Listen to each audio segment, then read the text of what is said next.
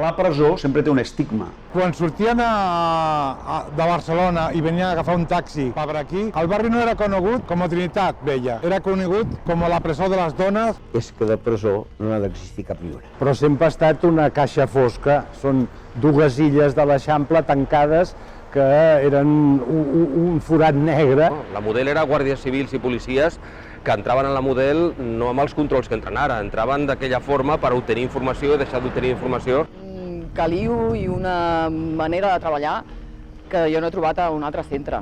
Reivindicando que se tenía que cerrar la Modelo y se tenía que tener un nuevo centro penitenciario en el ámbito metropolitano para dar respuesta a todos esos reclusos que se encontraban en esa prisión.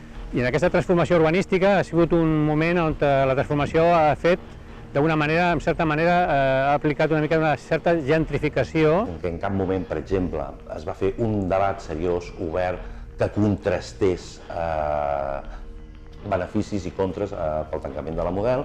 L'administració, dintre d'aquest guió per preparar el tancament de la presó, també fa servir els mitjans de comunicació perquè transmetin la necessitat de tancar la Model. És conèixer per quin motiu i amb tanta pressa es va voler fer aquest tancament.